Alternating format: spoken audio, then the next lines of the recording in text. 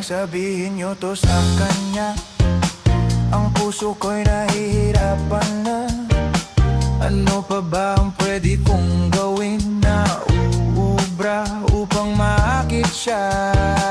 Palagay kaya ako ng tato, magpatubo ng balbas sa nguso, magpalaki ng muscle sa braso, magpadagdag ng puwet kay belo.